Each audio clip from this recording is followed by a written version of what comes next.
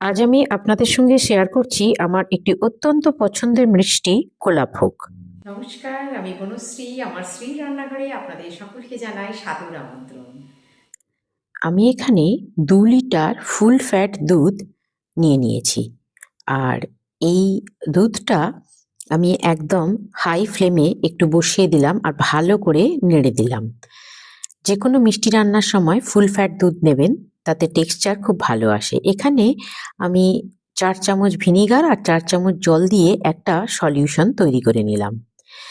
দুধটাকে কিন্তু আমি ফোটাবো না, জাস্ট দেখুন এরকম একটা গরম ভাপ বেরোবে, সেই সময় আমি গ্যাসটাকে বন্ধ করে দিলাম। দিয়ে এর মধ্যে ওই সলিউশন থেকে আমি কিছু কিছু করে দিলাম, অল্প করে 2-3 চামচ করে। একেবারে দিয়ে দেয়া যায়, কিন্তু সেটা পনিরের ক্ষেত্রে।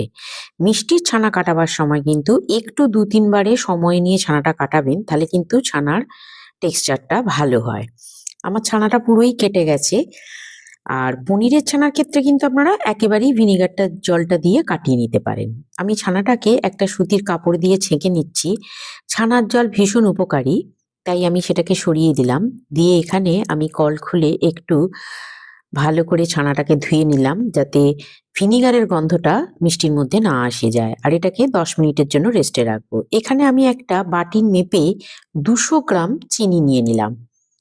এই বাটি মেপেই কিন্তু আমি পুরো রেসিপিটা করব। আপনারাও কিন্তু এরকম একটা বাটি মেপে নেবেন। আর এখানে খোয়া ক্ষীর নিলাম 40 গ্রাম।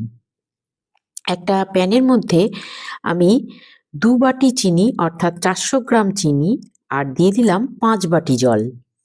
আপনারা চাইলে 6 বাটি জল দিতে পারেন, কিন্তু আমার মনে হয় 5 বাটি জলেই মোটামুটি রসটা ঠিকঠাক হবে। আমি এখানে একটা পাতলা রস তৈরি করব। বেশি কিছু করব না, জাস্ট ফুটে গেলে চিনিটা গলে গেল, আর গলে গিয়ে যে এরকম একটা ফুট এসে যাবে, এবারে আমি এটাকে সরিয়ে নিয়ে ঢেলে নেব একটা পাত্রে। যে পাত্রটার মধ্যে কিন্তু আমি পুরো মিষ্টিগুলো রাখবো, তাই একটু গভীর পাত্র নেবেন, কখনই কিন্তু চ্যাপ্টা পাত্র নেবেন না। আমি যে খোয়া ক্ষীরটা ওজন করেছিলাম সেইটা গুঁড়িয়ে আমি একটা প্যানের কড়াইয়ের মধ্যে দিয়ে দিচ্ছি। দিয়ে এটাকে একটু গরম করে নেবো হালকা, একটু ভেঙে নিয়ে গরম করে নিচ্ছি। নিয়ে এখানে দিয়ে দেব 1 চামচের মতো এলাচের গুঁড়ো। এলাচের গুঁড়ো দিলে ফ্লেভারটা খুব ভালো আসে। এলাচের গুঁড়ো দিয়ে ক্ষীরটাকে আমি ভালো করে একটু ভেজে নিলাম।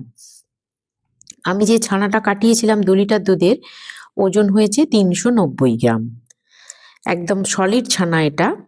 তো এবার ছানাটাকে আমি নিয়ে নিলাম একটা এরকম বড় স্টিলের থালার মধ্যে। আপনাদের কাছে যদি কাঠের বারকুস থাকে আপনারা তাও নিতে পারেন, আর না হলে এরকম বড় থালায় নেবেন। হাতের যে জায়গাটা দেখালাম সেই জায়গাটা দিয়ে আপনারা ছানাটাকে খুব ভালো করে মেখে নেবেন। তবে হাতের ওই জায়গা আমি দেখালাম, আপনাদের যেখান দিয়ে পছন্দ, আঙুল দিয়ে, চেটো দিয়ে, যেখান দিয়ে হোক, মোট ছানাটা মাখা নিয়ে কথা। আর ছানাটা মাখার পর দেখবেন পুরো যাতে কোথাও খিঁচ না থাকে, তাই হাত দিয়ে সেটাকে দেখে নেবেন এবং থালার মধ্যে এইভাবে একটু মেলে মেলে দেবেন। এরকম ভাবে মেলে দেবেন থালার মধ্যে। এখান থেকে অল্প একটু ছানা নিয়ে আমি যে খোয়া ক্ষীরটা নিয়েছিলাম তার মধ্যে অল্প অল্প করে মেখে নিচ্ছি। পরে যদি লাগে আমি আবারও মেখে নেব।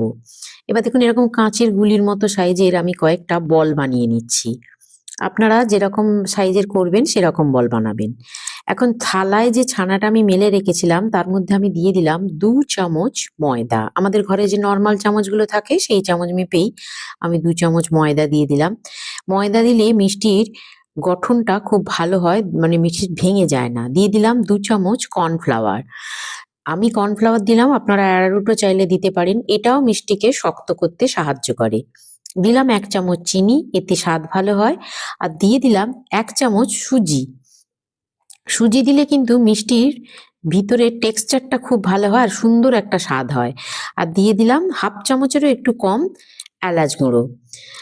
এবার এই সমস্তগুলোকে একটু আমি মেলে দিয়েছিলাম বলে, বেশ মেলে সবকিছু দিলাম বলে খুব ইজিলি মাখা হয়ে যাবে। তাই এটাকে একটু হালকা হাতে ভালো করে, খুব বেশি চাপাচাপি করব না, তাহলে এর মধ্যে থেকে তেলটা ছানার বেরিয়ে যাবে, তাহলে মিষ্টিগুলো খেতে ভালো হবে না। এবার দিয়ে দিচ্ছি 2 ফোঁটা রেড ফুড কালার।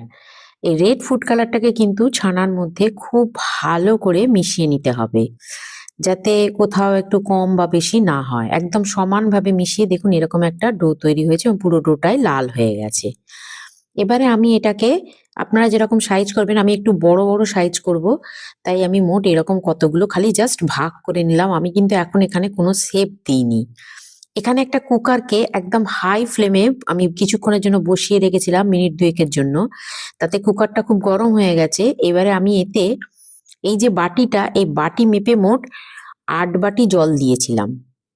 আর এখানে আমি দিয়ে দিলাম 4 বাটি চিনি, দিয়ে এটাকে ফুটতে দিয়ে যাব।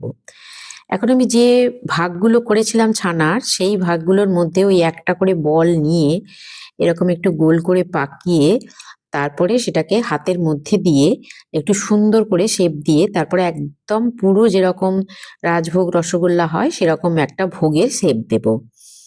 একটু খেয়াল রাখবেন যে ওই যে কাঁচের গুলির মতো খোয়া ক্ষীরটা দিচ্ছি ওটা যেন মিডলে হয়।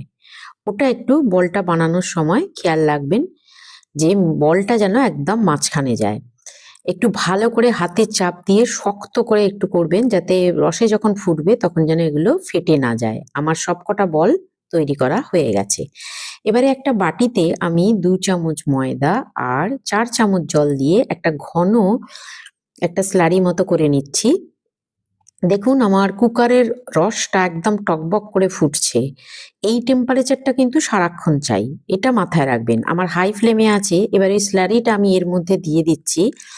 দিয়ে দিলে কি হয়, যে ভোগগুলো এর মধ্যে রান্না হবে সেগুলো কিন্তু সমানভাবে চারিদিক থেকে কুক হবে। আর আমি যে চিনিটা দিয়েছি রস তৈরি করার জন্য, সেই চিনির মধ্যে যদি কোনো ময়লা থাকে সেটাও কিন্তু ভেসে উঠবে।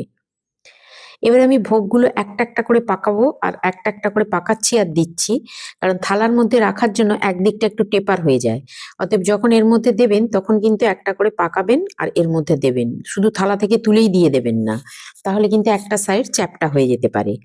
এবারে একটা এরকম মোটা গেজের হাতা নেবেন, কোনো রকম ধারালো হাতা বা খুন্তি কিছু নেবেন না, তাহলে কিন্তু এই যে গোলাপ ফুলগুলো আছে এগুলো কেটে যেতে পারে কোনোভাবে, তাহলে ফেটে যাবে। তো হালকা করে খালি দোলা দেবেন রসটাকে, আর বেশি কিছু করার দরকার নেই, শুধু রসটাকে হালকা হাতা দিয়ে একটু দোলা দেবেন। আমার 5 মিনিট আমি টকবক করে ফোটাচ্ছি।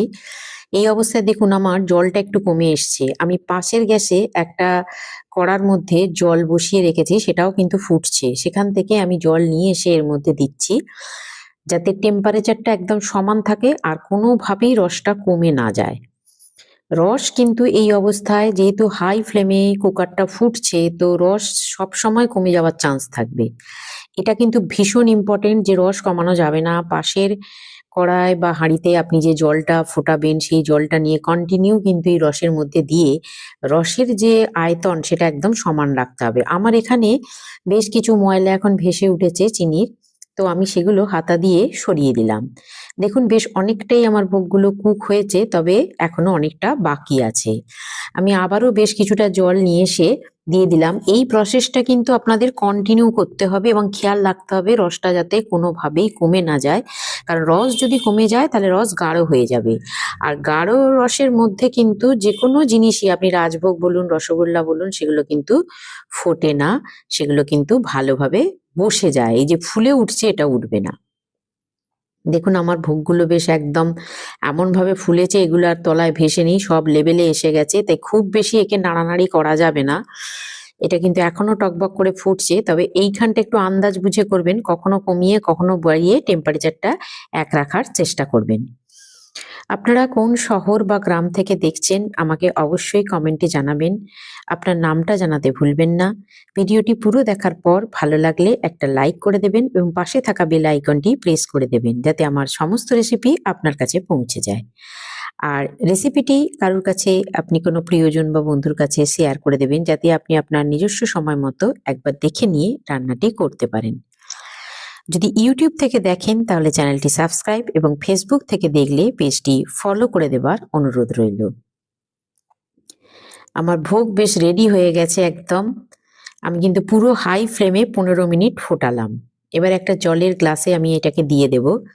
দেখুন ডুবে গেছে, তার মানে আমার মিষ্টিগুলো একদম রেডি হয়ে গেছে। অর্থাৎ পুরো 15 মিনিট হাই ফ্লেমে ফোটাবেন। আর এই মিষ্টির বাটিটা কিন্তু একটু ডিপ হতে হবে, আর এই মিষ্টিগুলোকে আপনারা 3 ঘন্টা ফ্রিজে রেখে ঠান্ডা করে তারপরে সার্ভ করবেন। একটা মিষ্টি আমি কেটে দেখাচ্ছি। দেখুন কত সুন্দর টেক্সচার হয়েছে, একদম নরম। আর এর যে ভিতরটা সেটাও কিন্তু অসম্ভব সুন্দর গঠন হয়েছে। আর রসে একদম ভর্তি, যে আমি চেপে দেখাচ্ছি যে একদম রস ভর্তি হয়ে গেছে। বাড়িতে অবশ্যই একদিন ট্রাই করবেন, আশা করি সকলের খুব ভালো লাগবে, আপনি নিশ্চয়ই প্রশংসা পাবেন। থ্যাংক ইউ সো মাচ এতক্ষণ ধরে আমার রেসিপিটা দেখার জন্য। আশা করব আবার আমার সাথে থাকবেন, পাশে থাকবেন এবং আমাকে এগিয়ে যেতে সাহায্য করবেন। ফিরে আসবো কালকে একটি রেসিপি নিয়ে। ধন্যবাদ।